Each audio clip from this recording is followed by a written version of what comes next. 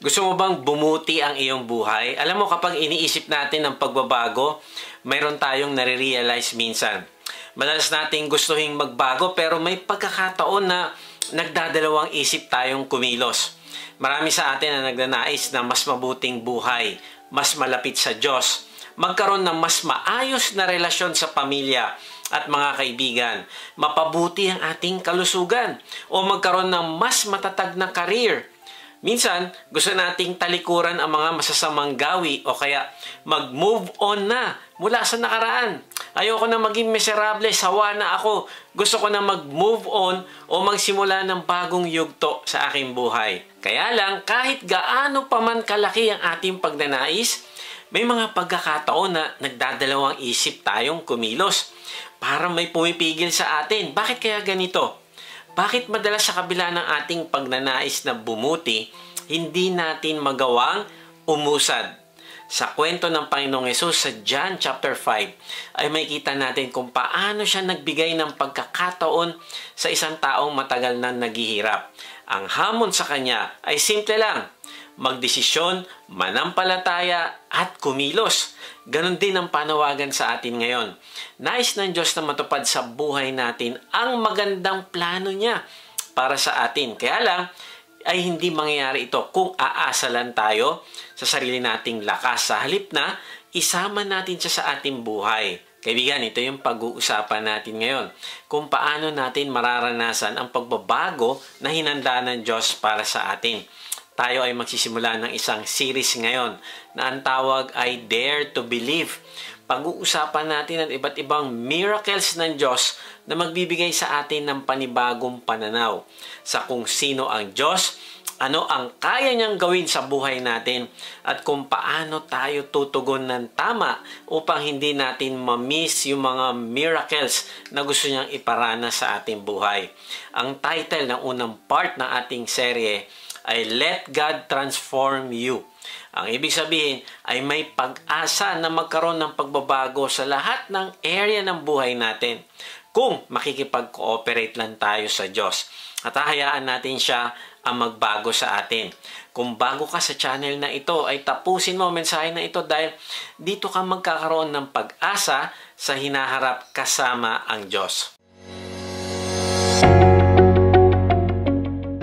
Magandang araw muli mga ka-WOTG. Salamat sa Diyos sa inyong pagsubaybay sa mga mensahe ng ating Diyos dito sa ating vlog na may bagong upload every Monday 6 p.m. Sa mga hindi pa nakakilala sa akin, ay ako po si Kuya Mike. Ang calling po sa akin ng Diyos ay magbahagi ng kanyang salita sa paraang mas madaling maiintindihan ng mga manonood. Salamat sa mga bagong members ng ating online discipleship group.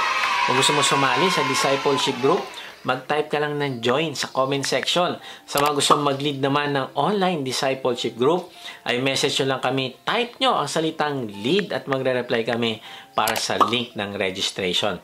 Meron nga pala tayong live worship service sa App Live na ginaganap every Sunday 11 a.m. Pwede namin kayong ipanalangin dito pagkatapos ng service. Sa mga gustong sumamba na kasama namin ay mag-type lang kayo ng worship at padadala namin kayo ng link. Kung hindi ka pa nga pala nakakasigurado sa iyong kaligtasan, hindi ka sigurado kung matapos kang mawala sa mundong ito ay makakasama mo ang Diyos sa langit, mag-type ka ng save sa comment section at babaginan ka namin ng mabuting balita. Tapos inaanyahan ko kayo na umattend din sa ating Wednesday equipping. Marami tayong matututunan dito na maia-apply natin sa ating pamilya, trabaho at ministry. Ang link ay makikita nyo sa description. Okay, balik tayo sa topic. Paano nga ba bubuti ang ating kalagayan? Paano natin hahayaan na baguhin tayo ng Diyos? May tatlong bagay tayong pag-uusapan ngayon. Y-E-S, yes, ang acrostic natin ngayon. Bakit yes? Yes, kasi kailangan nating sabihin sa Diyos na, yes Lord, kinikilala ko ang pangailangan ko ng pagbabago. At ngayon nga ay nakahanda ako magpasakop sa kung ano man ang sasabihin mo sa akin. So Y is yearn to change. E is eliminate excuses, and S is step into action. So number 1, yearn to change. Kailangan mo magdesisyon na magbago kung gusto mo talaga ng pagbabago. Basahin natin ang miracle story ng isang tao na nagkaroon ng healing at pagbabago sa kanyang buhay mula sa John chapter 5 verse 1 to 4. Pagkatapos nito, pumunta si Jesus sa Jerusalem upang dumalo sa isang pista ng mga Hudyo, sa isang pintuan ng lungsod ng Jerusalem kung saan idinadaan ng mga tupa ay may paliguan na ang tawag sa wikang Hebreo ay Bethesda. Sa paligid nito ay may 5 silungan kung saan nakahiga ang maraming may sakit, mga bulag, pilay at mga paralitiko. Hinahantay nilang gumalaw ang tubig dahil paminsan-minsan may isang anghel ng Diyos na bumababa at kinakalawkaw ang tubig. Ang unang makalusong sa tubig pagkatapos makalawkaw ng anghel ay gumagaling kahit ano pa ang kanyang sakit. Ayon sa talata ay mayroon isang paliguan sa Jerusalem na kung saan ay maraming may mga karamdaman ang doon ay nagaantay. Kasi may paniniwala na paminsan-minsan ay may anghel na pumupunta doon at kinakalawkaw ang paliguan at kung sino ang unang makakalusong sa tubig ay gagaling. Then sabi sa verse 5 to 6, may isang lalaki roon na 38 taon nang may sakit. Nakita ni Jesus ang lalaki na nakahiga roon at nalaman niyang matagal na itong may sakit. Kaya tinanong siya ni Jesus, gusto mo bang gumaling? Noong nakita ng Panginoong Jesus ang kalagayan ng may sakit na lalaki, ay tinanong niya ito. Now, maaring sinasabi mo, syempre, obvious naman na gustong gumaling ng lalaki. Tinatanong pa ba yan? Kaya lang kaibigan, ay i-consider din natin na kaya tinatanong ng Panginoon ang lalaki ay dahil gusto niya itong mag-isip. Kung gusto niya ba talagang gumaling o hindi. Bakit? Kasi sa nakaraang 38 years ay marahil nabubuhay siya sa abuloy ng mga tao sa kanya. Kung gagaling siya ay mawawala ang mga abuloy na yon. Mawawala na din ang attention ng mga tao sa kanya at mawawala na din yung awa ng mga tao. Alam mo, nakakalungkot dahil may mga tao sa mahihirap na bansa ang sinasaktan ng kanilang mga anak. Nilulumpo nila ang mga ito para mamalimos sa lansangan at mapagkakitaan. At maaaring inisip ng lalaki na, naku, pag ako gumaling, ay ako na ang maghahanap buhay para sa sarili ko. Kaya ko ba yon? At wala itong kaibahan sa mga taong nasasaktan at nahihirapan sa kanilang buhay. Mayaman man o mahirap ay maaaring makaranas nito. Nararanasan nila ang magulong buhay sa pamilya, kawalan ng direksyon, kawalan ng purpose, kawalan ng Diyos na gumagabay sa kanilang buhay at pamilya. Pero kahit ganito ang kanilang kalagayan, ay hindi nila isinaalang-alang na maaaring meron pang mas mabuting buhay na gustong ibigay ang Diyos sa kanila. Naalala ko isang kakilala ko na nagsabi, bakit ganito buhay ko? Hanggang ganito na lang ba ako? Wala na ba akong pag-asa? Buong buhay niya, hindi niya sinasama ang Diyos. Alam mo, gusto ko siyang tulungan. Kaya noon sabi ko sa kanya, sige, gagabayan kita. Ako ang magme-mentor sa'yo. Gagawin natin ang kapamaraanan ng Diyos at hindi ang ating sariling kapamaraanan. Tuturuan kita kung paano mo maiiwasan ang mga desisyon na hindi makakabuti sa'yo. Alam mo, itong taong ito, sabi niya, ay hindi daw pwede kasi iba daw siya. Nalungkot ako kasi sa halip na piliin niyang mapabuti, ay mas pinipili niya ang daang mahirap na hindi kasama ang Diyos. Narealize ko na maraming tao na nasasaktan pero satisfied na sila sa kanilang buhay.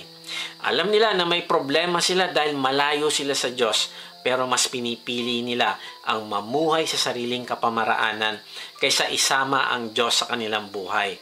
Maaring na-excite sila noong una na lumapit sa Diyos, pero nung nakaginhawa ng konti, ay nawala na naman ang pag-prioritize at paghahanap sa Diyos. Kaya ang sistema ay pabalik-balik siya sa emptiness ng buhay. Kaibigan, gusto mo ba talaga ng pagbabago sa iyong buhay? Gusto mo bang matupad ng Diyos ang mabuting plano niya sa buhay mo? Kaibigan, ang unang hakbang sa pagbabago ay magdesisyon ka. Ngayon na, tanggapin ang inaalok niya na bagong buhay para sa iyo. Marahil nasanay ka na may inaasahan. Nasanay ka na walang ginagawa. Nasanay ka na binibigyan. Ikaw ang inaalagaan. Nasanay ka na tanggapin na yan talaga ang tadhana ng buhay mo. Nasanay ka na sa dysfunctional na pamilya. Nasanay ka na na malayo na ang loob niyong mag-asawa sa isa't isa.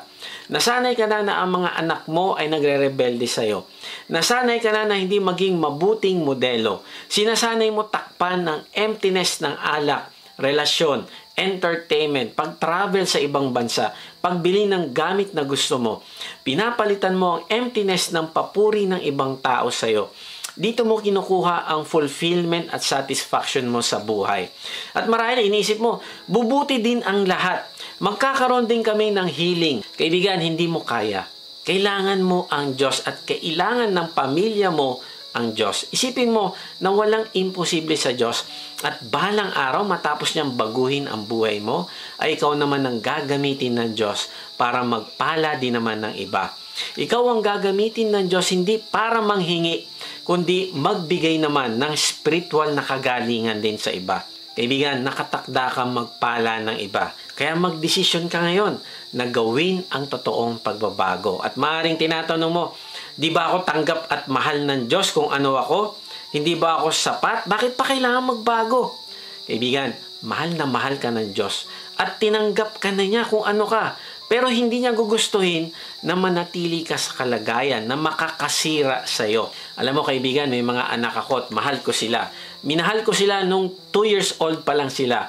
Pero hindi ko gusto na manatili silang 2 years old kahit 10 or 20 years old na sila. Bakit?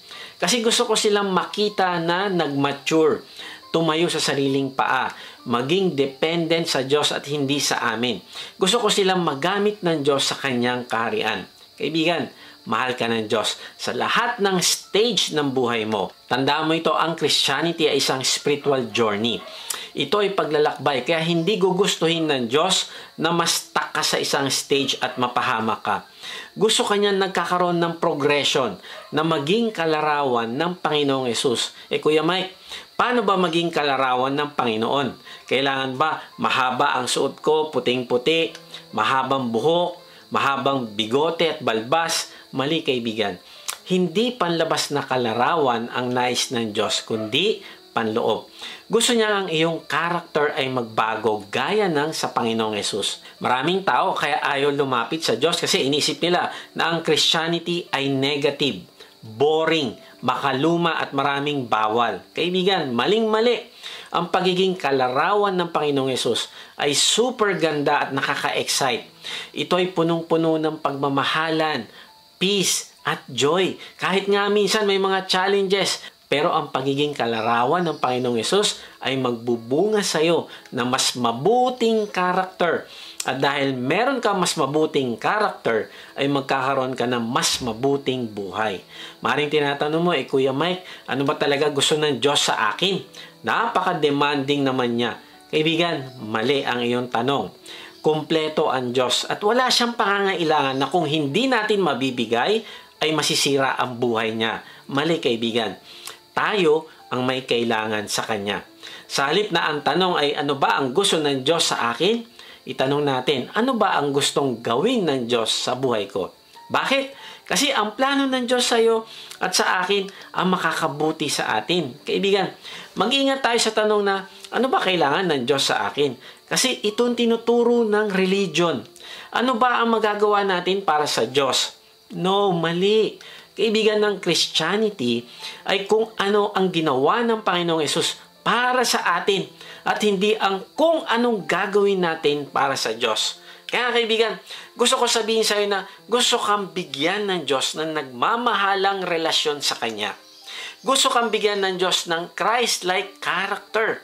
Nais kanyang mabago. Gusto kanyang bigyan ng sense of purpose. Gusto niya matupad mo ang layunin niya sa buhay mo. At masabi mo sa sarili mo na, wow, ito pala ang makabuluhang buhay na pinapangako ng Diyos sa akin. Naging mabuting magulang ako, mabuting employee, mabuting kaibigan, mabuting discipler, mabuting boss, at iba pa. Natututo ako sumunod at nararanasan ko ang pagkilos ng Diyos sa buhay ko.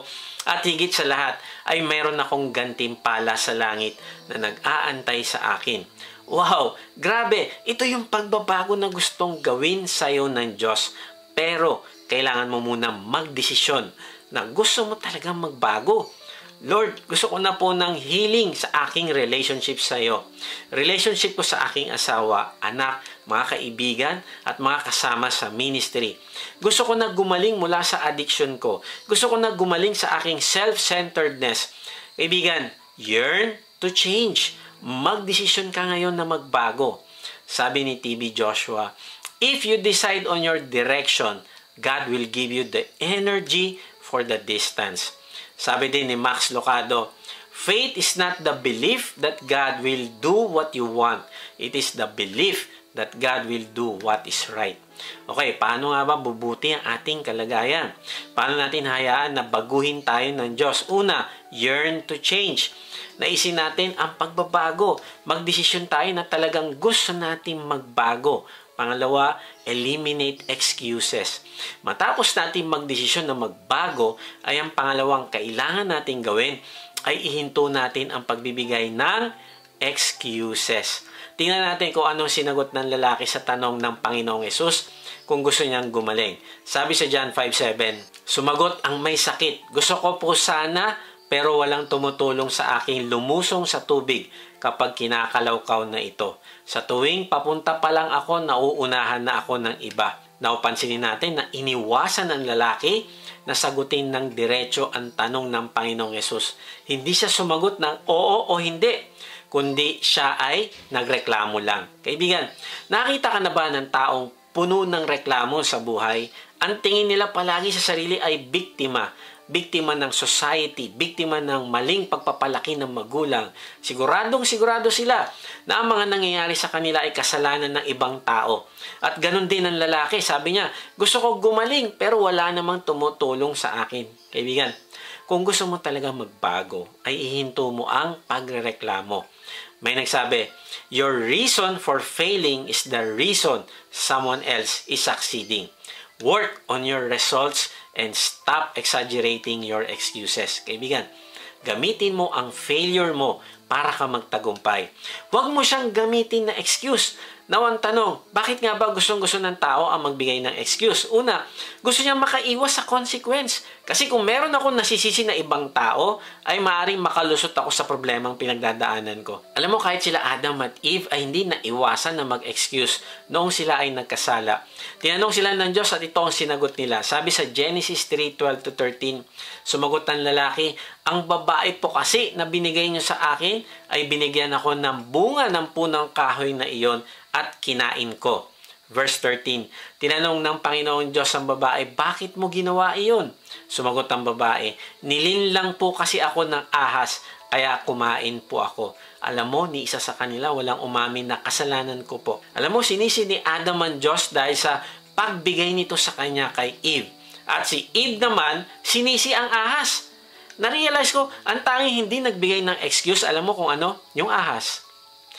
Ang pagbibigay ng excuse ay pag-iwas sa consequence ng pagkakamali.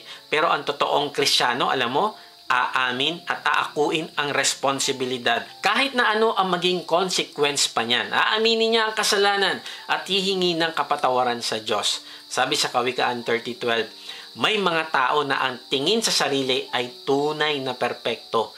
Ngunit ang totoo, ang buhay nila ay madumi. Kaibigan, ang pagbibigay ng excuse, gaya ng kasalanan niya ng ibang tao. Hindi ko mapigilan ng sarili ko. Ginagawa naman ng iba yan, nagkamali lang, wala naman perfect. Ikaw ang dahilan, kaya nagawa ko ito. Na-pressure lang ako. Hindi ko alam na masama pala yan. Kaibigan, ang mga ganitong bagay ang magbibigay sa'yo ng hindi makatotohanang assessment sa sarili mo. Iniisip mo, perfect ka, mali ang ibang tao, pero hindi mo nakikita na ikaw ay madumi. Kapag nag-excuse ka, ay denial ito na meron kang personal na problema sa sarili.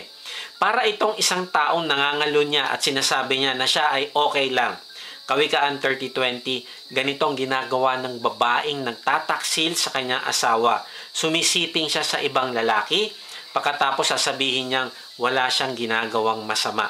Kaibigan, mag-ingat ka na suriin ng sarili mo na huwag magbigay ng excuse. Hindi ka mababago ng Diyos kung palagi ka magbibigay ng excuse. Pangalawa, kaya nagbibigay ng excuse ang tao ay dahil ayaw niya ng responsibilidad.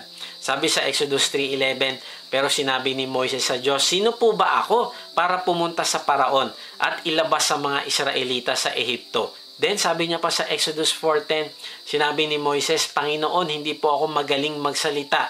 Mula pa man noon, hirap na ako sa pagsasalita. Kahit na ngayon nakikipag-usap kayo sa akin, pautal-utal ako kapag nagsasalita. Na-realize ko na ayaw ni Moses ng responsibilidad nung inutusan siya ng Diyos na pumunta sa Paraon. Kaya sabi niya, sino po ba ako para kausapin ng Paraon? Ito nga, pautal-utal pa din ako. Di ako marunong magsalita, Lord. Parang sinasabi niya, Lord, iba na lang gamitin mo. Ayoko po ng responsibility na yan.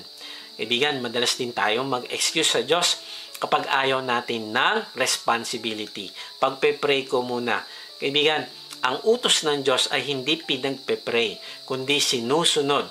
Kung magbibigay ka ng katwiran para hindi ito masunod, ang tawag dyan ay excuse. At kapag ginagawa mo yan ay hindi ka mababago ng Diyos, kaibigan, eliminate excuses. Sabi ni Rick Warren, never use prayer as an excuse to procrastinate doing what you already know is the right thing to do. Kaibigan, itigil mo ang pagbibigay ng excuse. Bakit? Kasi ito magiging hadlang para hindi mo makita ang solusyon. Bakit? Nakafocus ka kasi kung bakit hindi mo kaya. Kaysa mag-focus ka sa kung paano mo magagawa. Ang habit ng pagbigay ng excuse ang magtutulak sa iyo na mag-focus ka ng mag-focus sa mga hadlang sa halip na mag-focus ka sa solusyon. Alam mo yung 10 spies sa Canaan ay nagbigay ng kung ano-anong excuse para hindi sila umatake sa Canaan. Kahit pa sinabi ng Diyos na ibibigay sa kanila yung lupain. Alam mo, ang ending, hinayaan sila ng Diyos na mamatay sa disyerto at hindi talaga makatawid sa pinangakong lupain ng Diyos sa kanila. Alam mo, nakakatakot na kalagayan ay merong pagpapalang gusto ang Diyos na maranasan mo.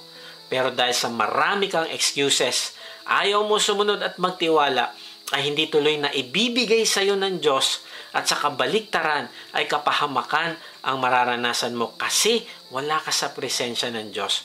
Nakakalungkot kasi maraming tao hindi nagtatagumpay dahil sa pag-iisip ng mga excuses at pag-iisip ng mga bagay na hindi kaya sa halip na mag-isip ng paraan para kayanin sa pamamagitan ng Diyos. Sabi sa Kawikaan 22:13, ang taong tamad ay laging may dahilan. Sinasabi niyang baka siya lapain ng leon sa daan. Kaibigan, bakit kaya nagbibigay ng katawa-tawang excuse ang taong ito sa talata? Kasi siya ay tamad. Tanggalin mo yung katamaran niya at siya ay hindi mag-i-imagine at mag-e-excuse. Ang taong tamad ay magsasabi sa iyo ng mga kung ano-anong excuses para lang hindi siya magtrabaho. Tandaan mo ito, kaibigan, ang excuses ay mga pako na ginagamit para magtayo ng bahay, ng kabiguan o house of failure. Kapag nag-excuse ka, ay ang ibig sabihin nito ay hindi ka nananampalataya o nagtitiwala sa Diyos.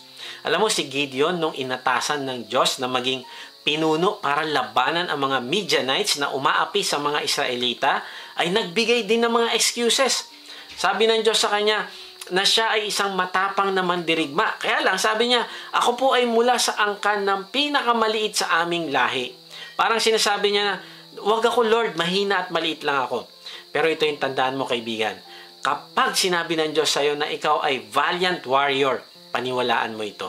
Dahil ang Diyos ang nagsabi sa iyo. Buti na lang, by God's grace ay naranasan ni Gideon ang victory.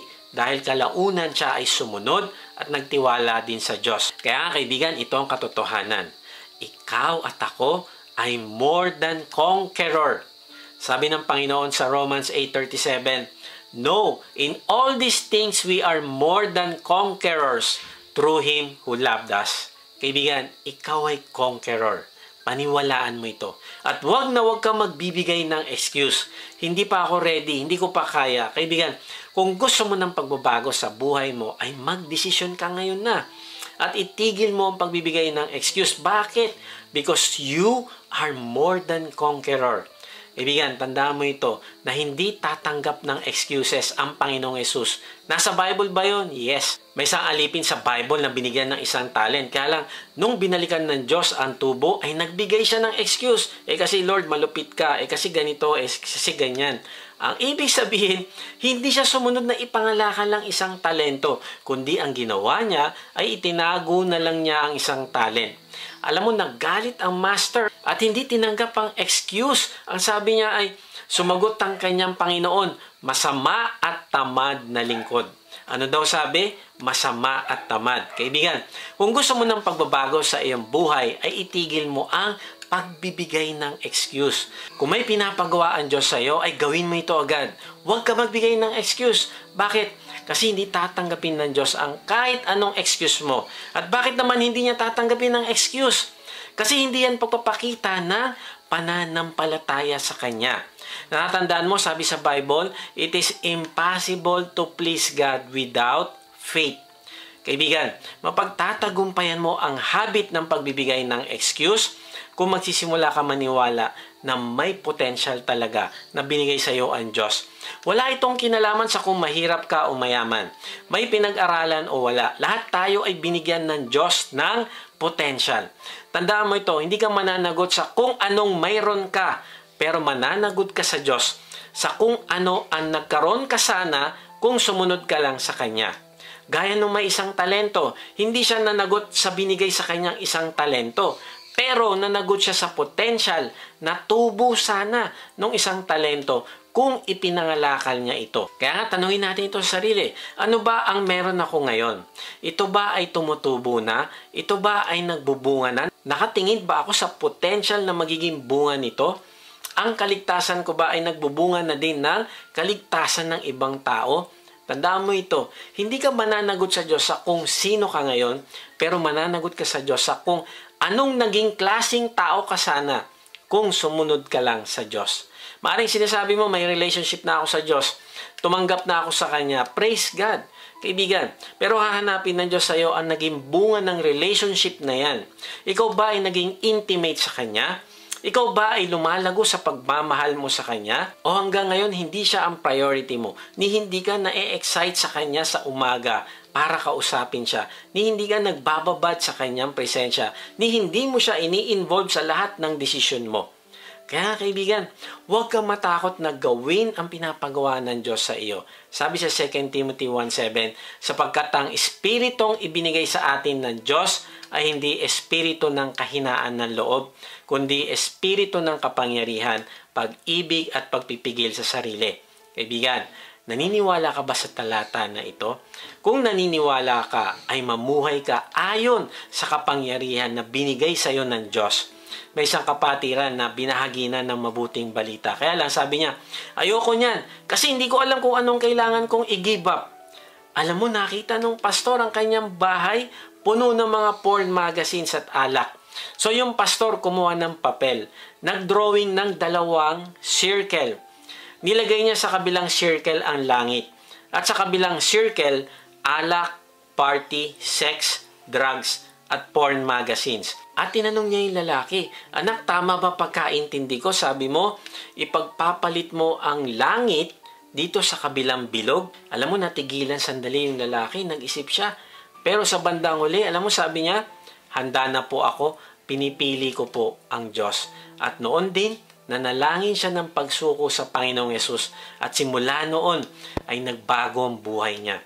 Nagkaroon siya ng joy at peace na hindi niya naranasan dati. Siya ngayon ay naglilingkod na sa kanilang church. Sabi ng pastor na na-realize ng lalaki na ang binibigay niyang dahilan sa pastor pala ay excuse. At nung naintindihan niya kung gaano siya kamahal ng Diyos, alam mo, tinigilan niya yung pagbibigay ng excuse. Kaibigan, simulan mo ipagkatiwala ang buhay mo sa Diyos. Eliminate excuses. Okay, paano nga ba bubuti yung ating kalagayan? Paano natin hahayaan na baguhin tayo ng Diyos? Una, yearn to change. Naisin natin ang pagbabago. Magdesisyon tayo na talagang gusto nating magbago. Pangalawa, eliminate excuses. At pangatlo at panghuli, step into action. Hindi ka lang magdi-decide, hindi ka lang iiwas magbigay ng excuse, kundi ikaw ay kikilos. Sabi sa John 5:8-9, sinabi sa kanya ni Jesus, "Tumayo ka, buhatin mo ang iyong higaan at lumakad ka." Noon di gumaling ang lalaki, binuhat ang kanyang higaan at lumakad. Noong araw ng pamamahinga. Now, tandaan natin na hindi gumaling ang lalaki dahil sa paliguan o tubig, kundi sinabi sa kanya ng Panginoong Hesus na, "Tumayo ka, buhatin mo ang iyong higaan." Narealize ko, ang lalaki ay may choice na ngayon. Susunod ba siya o hindi niya papaniwalaan ang sinabi ng Panginoong Hesus at hindi na lang niya ito papansinin? O kaya mangangarap siya na sana may magtayo sa akin at umalalay. Paano ako tatayo? Paralitiko nga ako. O kaya ang choice niya ay makikinig siya, maniniwala at tatayo at bubuhati ng kanyang higaan by faith. Kaibigan, gusto mo bang gumaling? Gusto mo bang bumuti ang iyong buhay? Ang dalangin ko ay kumilos ka. Magtiwala ka sa Diyos. Maaring hindi perfect ang magiging buhay mo, pero meron ka naman Diyos na sasama sa iyong journey. Meron kang joy at peace. Kaibigan, meron kang choice ngayon. Makikinig ka ba sa Panginoon? Magdidesisyon ka na magbago at sisimulan mong umaksyon sa pamamagitan ng pagsuko at paghahanap sa Panginoong Hesus, o mananatili ka sa higaan. Kung gusto mo magbago, buhatin mo ang iyong ihigaan at tanggalin mo na sa buhay mo ang higaan na yan. Huwag ka na bumalik sa pagkatulog. Pwedeng ang higaan mo ay ang mga bagay na hindi naman kalooban ng Diyos. Mga bagay na nagiging sanhi para ka malubog. Kaibigan, hanapin mo at kilalanin ang Diyos sa buhay mo ngayon. Sumali ka sa grupo ng mga kapatiran na nagtitipon-tipon once a week para makapagpalakasan. Mag-type ka ng join sa comment section at aalalayan ka namin pabalik sa Diyos. Maaaring may kapansanan ka physically. Kaibigan, mas lalo mo kailangan ang Diyos. Bakit? Kasi mas magiging mabuti ang kalagayan mo na may kapansanan pero nananahan sa iyo ang Panginoong Hesus. Kaysa sa mga taong walang kapansanan pero wala naman sa kanila ang Panginoong Hesus. Maaring hindi ka gumaling physically, pero spiritually ay mabubuhay ka kung mananampalataya ka ngayon sa Panginoong Hesus. Patatawarin ka at bibigyan ng buhay na walang hanggan. Sabi sa verse 14, ay nagkita ulit ang Panginoong Hesus at ang lalaki sa templo. Pagkatapos nito, nakita ni Hesus sa loob ng templo ang lalaki at sinabihan itong, "Magaling ka na ngayon. Huwag ka nang gumawa ng kasalanan at baka masahol pa riyan ang mangyari sa iyo." Now, kailangan natin maintindihan na hindi lahat ng kahirapan o karamdaman ay resulta ng ating personal na kasalanan. Halimbawa sa John 9:3, sumagot si Jesus, ipinanganak siyang bulag, hindi dahil sa nagkasala siya o ang kanyang mga magulang, kundi upang mahayag ang kapangyarihan ng Diyos sa pamamagitan niya. In general, ang lahat ng karamdaman ay galing naman talaga sa kasalanan. Kasi simula nung nagkasala si Adam at Eve, ay pumasok na ang kamatayan sa mundo. Nagkaroon tayo ng iba't ibang klaseng karamdaman. At ang birth defect, gaya ng pagkabulag na pinag-uusapan dito sa talata, ay marahil hindi dahil sa specific personal sin ng tao na ito o ng magulang niya, kundi ito ay epekto pa rin ng ating fallen state. At maaaring hinayaan ng Diyos na ito ay mangyari dahil meron siyang purpose. Kaya nga, sa halip na itanong natin ang dahilan ng karamdaman o kung ano man yung problema natin, ay ilagay natin yung ating focus sa purpose. Kung hinayaan ng Diyos na mangyari ang blindness sa taong ito, ay meron at meron siyang purpose. Ayon sa talata, ano daw ang kanyang purpose? Ang sabi ay, upang mahayag ang kapangyarihan ng Diyos sa pamamagitan niya. Nais ng Panginoong Hesus na makita ng lahat ng tao ang kanyang kapangyarihan at glory sa pamamagitan ng pagpapagaling niya sa bulag. Nais ng Panginoong Hesus na maniwala ang mga tao na siya ay anak ng Diyos, na siya ay naparito upang iligtas tayo. Now, sa John 5:14 naman, ay kinokonek ng Panginoon ang karamdaman ng paralitiko sa kanyang kasalanan. Narealize ko na ang mga personal nating choices o mga ginagawa na hindi kalooban ng Diyos ang magdudulot sa atin ng iba't ibang consequences ng kahirapan o kasakitan. May pagkakataon na hahayaan ng Diyos ang karamdaman para matupad niya pa rin ang kanyang sovereign purpose. Halimbawa, sabi sa Hebrews 12:11, habang dinidisiplina tayo, hindi tayo natutuwa kundi nasasaktan. Ngunit, ang ibubunga naman nito sa bandang huli ay ang mapayapa at matuwid na pamumuhay. Ang ibig sabihin, dahil sa mahal tayo ng Diyos, ay gusto niya maranasan natin ang mapayapa at matuwid na pamumuhay. Kaya may pagkakataon na didisiplinahin niya tayo. Ang isang halimbawa ng pagdidisiplina para tayo ay mapabuti ay sa Salmo 119, 67, verse 71 at verse 78. Nang ako'y hindi nyo pa pinarurusahan, ako'y lumayo sa inyo. Ngunit ngayon, sinusunod ko na ang inyong mga salita. Mabuti na pinarusahan nyo ako dahil sa pamamagitan nito natutunan ko ang inyong mga turo. Panginoon, alam kong matuwid ang inyong mga utos at dahil kayo ay matapat, ako'y inyong dinisiplina. Yung sumulat ng salmo na ito ay nakatingin sa kanyang kahirapan sa kung paano ito tinitignan ng Diyos. Para sa kanya ay mabuti na dinidisiplina siya ng Diyos. Para sa kanya ay ang pagdidisiplina ng Diyos sa kanya ay bunga ng pagmamahal at katapatan nito sa kanya. Bakit ano daw ang naging pakinabang at resulta? Kasi ayon sa talata ay natuto na siya sumunod at magtiwala sa Diyos. Kaya nga sabi ng Panginoong Hesus sa paralitiko na huwag na siyang bumalik sa dati kasi baka mas malala pa ang kanyang sasapitin. Pinagaling na siya ng Panginoon at ayaw na ng Panginoon na mahirapan siyang muli. Kaibigan, gusto kang palayain at pagalingin ng Diyos. Pero hindi ito mangyayari kung magpapabalik-balik ka sa dati mong gawi. Kailangan mong umaksyon papunta sa pagkilala at paghahanap mo sa Diyos. Kailangan mong humakbang na ngayon na may pagtitiwala sa Diyos. Bitawan mo dati mong gawi at bumalik ka sa Diyos. Yung isang taong may kapansanan sa kamay ay sinabihan ng Diyos na iunat ang kamay na ginawa naman niya at siya ay gumaling. Nung nilagyan ng putik ng Panginoong Hesus ang mata ng isang bulag, ay sinabihan niya itong maghilamos. At ginawa nga ito ng bulag at gumaling siya. Ganon din siya sa paralitiko. Ang sinabi niya, tumayo ka, buhati mo ang iyong higaan. Kaibigan, lahat sila bago nagkaroon ng kagalingan ay may kailangan gawin. Ano yon? Ang ibig sabihin ay kailangan nila umaksyon na sumunod. Bakit? Kasi pagpapakita ito ng pananampalataya. Walang mangyayaring kagalingan at pagbabago kung hindi ka a-action ngayon. Type mo sa comment section ang salitang join at nakahanda kami na gabayan ka sa iyong pagbabago at kagalingan. Kaibigan, kumilos ka na ngayon. Huwag kang mag-antay ng perfect na sitwasyon bago ka umaksyon. Totoo naman, minsan kailangan nating mag-antay ng tamang panahon.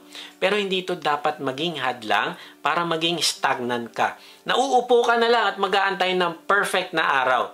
Saka na lang ako mag-Bible study, mauna muna asawa ko. O kaya maaaring sinasabi mo, saka ako na lang babahagi na ng anak ko ng gospel. Tatiming muna ako. Kaibigan, kung ipinanalangin mo na siya, ipinakita mo ang iyong pagbabago, ipinakita mo ang pagmamahal mo sa kanya, kaibigan, walang dahilan para matakot ka na itanong sa kanya, anak, dumating ka na ba sa iyong spiritual journey na nasigurado mo na kapag nawala ka sa mundong ito, ay makakasama mo ang Diyos sa langit? Kung ang sagot niya sa iyo ay hindi, nako kaibigan, kailangan mong ibahagi ang kaligtasan sa kanya. Kaibigan, may pagkakataon na kailangan mong kumilos kahit na mahirap ang sitwasyon. May nagsabi na, good things come to those who wait. Maaaring may case na ito ay totoo pero i-analyze mo ito, kaibigan. Kakaantay mo ng right timing ay maaaring puro leftovers ang matira sa'yo na opportunities. Bakit? Dahil naunahan ka na ng mga taong marunong kumilos agad. May nagsabi, the person who really wants to do something finds a way. The other person finds an excuse. Ang umaaksyon ay gumagawa ng paraan at sinisigurado na magawa niya ang plano agad. Tandaan mo ito, kaibigan. Ang intention ay magkaiba sa aksyon. Ang intention ay kahit kailan ay hindi pwedeng itumbas sa pagsunod. Kahit na-realize mo, tamang gawin. Tama ang iyong plano at intention, pero kung hindi ka kikilos, ay wala itong saysay. Maaaring sabi mo, gusto kong mag-serve na gumawa din ng alagad. Pero kahit gaano kaganda ang intention mo, ay wala yang saysay. Pag hindi ka umaksyon ngayon, meron tayong ginagawang training sa ating discipleship groups. Kaibigan, kung hindi ka magdi-decide at a-action na sumali, ay mananatili ka na may magandang intention lang, pero walang aksyon. Mag-type ka ng lead sa comment section at tutulungan ka namin. Kaya nga tandaan mo, kapag walang aksyon, ay walang pagbabago ang mangyayari sa'yo. Ephesians 2:8-9, sapagkat dahil sa kagandahang loob ng Diyos, kayo ay naligtas sa pamamagitan ng pananampalataya at ang kaligtasang ito'y kaloob ng Diyos at hindi sa pamamagitan ng inyong sarili. Hindi ito bunga ng inyong mga gawa, kaya't walang dapat ipagmalaki ang sinuman, sapagkat tayo'y nilalang ng Diyos, nilikha sa pamamagitan ni Kristo Jesus upang iukol natin ang ating buhay sa paggawa ng mabuti. Iyan ang layuning pinili ng Diyos para sa atin noong una pa man. Kaibigan, makikita natin ang tamang pagkakasunod sa talata. Nauna ang kaligtasan. Ito ay dahil sa kagandahan loob ng Diyos o grace sa atin nung tayo ay nanampalataya sa Panginoong Yesus. Ang kaligtasan natin ay hindi nakabase sa ating mga gawa. Pero matapos tayong iligtas, ay kailangan naman nating iukol ang ating sarili sa paggawa ng mabuti. Ang ibig sabihin ay kikilos tayo upang gawin ang purpose ng Diyos sa atin. Kaibigan, ang pagsasabi ng nananampalataya ka sa Panginoong Yesus ay walang pinapatunayan.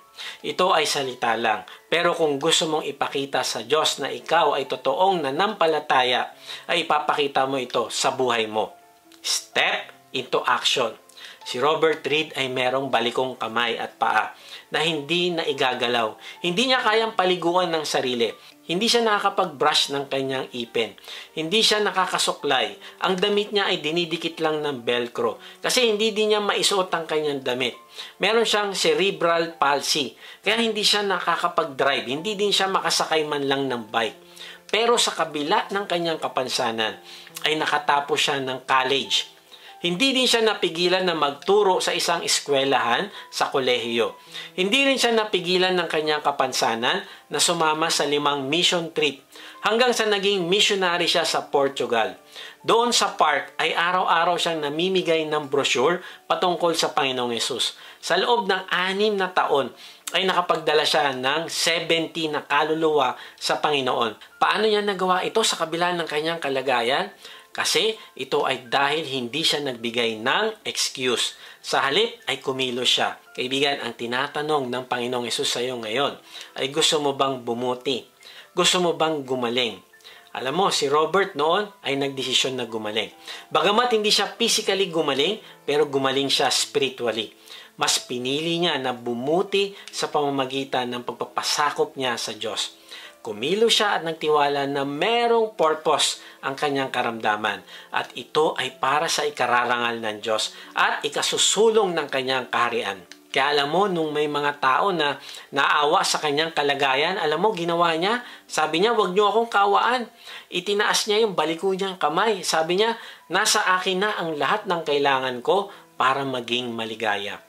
Kaibigan, honestly, masasabi mo ba na nasa iyo na ang lahat ng kailangan mo para ka maging maligaya? Kaibigan, kung nasa iyo ang Panginoong Yesus, ay kumpleto ka. Magkakaroon ka ng kapayapaan at kagalakan. Kaya nga, step into action. Isuko mo ngayon na ang buhay mo sa Kanya. Ilagay mo na ngayon ang iyong pananampalataya sa Panginoong Yesus.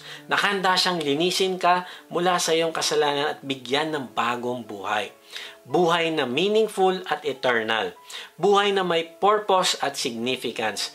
Kaibigan, ipahayag mo ang iyong pananampalataya sa Kanya sa pamamagitan ng isang panalangin. Kahit nasan ka ngayon, sabihin mo sa Kanya, "Panginoong Yesus, inaamin ko po na ako ay makasalanan. Patawarin niyo po ako. Nananampalataya po ako na ikaw ang nagbayad ng aking kasalanan sa krus. Ngayon nga ay binubuksan ko ng aking puso. Pumasok ka at manahan sa akin. Tinatanggap kita bilang aking Panginoon na tagapagligtas. Simula ngayon ay tatalikdan ko na ang aking kasalanan. Salamat po sa pagpapagaling niyo sa akin. Tulungan niyo ako na maging instrumento din ng kagalingan ng iba. Amen." Kung sumabay ka sa panalangin natin bilang pananampalataya at pagtanggap mo sa Panginoong Yesus, ay mag-iwan ka sa comment section ng salitang accept para makilala ka namin at masama sa aming panalangin para sa iyong paglagong spiritual. Kung na-bless ka naman sa message na ito, ay inaanyahan kitang mag-subscribe sa aking YouTube channel. Kung meron nga pala kayong talent sa pag-awit o kaya naman gusto nyong kantahan ng ating Panginoong Yesus, ay sumali kayo sa ating Harana kay Yesus tuwing Linggo alas 7 ng gabi. Salamat nga pala sa mga nagsusupport sa ating ministry, at kung gusto mo maging partner sa ministry na ito na magamit ka ng Diyos sa pagpapalaganap pa ng kanyang salita at pagtulong sa mga nangangailangan, ay inaanya kita mag-support financially sa ating gawain. Meron tayong link ng donation page sa baba ng description. Pag hindi nyo nakita ang link, ay mag-type lang kayo ng partner sa comment section at papadala namin kayo ng link. Sa ating pagtatapos, sa iwan ko ito sa inyo. May nagsabi, everything you are experiencing today is a result of a decision you made in the past. Ibigan, kung ano ka ngayon ay resulta yan ng mga desisyon mo noon. Masama o mabuti, pero hindi mo kailangan manatili dyan. Let God transform you. Paano? Una, yearn for change. Magdesisyon ka. Sabi mo, Lord, ayoko na po itong kalagayan ko. Babalik na po ako sa iyo. Pangalawa, eliminate excuses. Huwag mo sisihin ng ibang tao. Huwag mo bigyan ng excuse ang iyong kasalanan. Kilalanin mo ang kasalanan mo at hingi mo ito ng kapatawaran sa Diyos. At pangatlo, step into action. Kikilos ka at hindi lang magdi-decide. Sisiguraduhin mo na simula ngayon ay itatakwil mo na ang mga bagay na hindi nakakapagpalago sa relasyon mo sa Diyos. At papalitan mo ito ng pakikipag-usap sa Diyos araw-araw. Pagsamba sa Kanya, pagsali sa isang grupo ng pagpapalakasan at iba pa. At pag ginagawa mo ito, naku, pabaguhin ka ng Diyos. Ibigan, dare to believe. Let God transform you. God bless.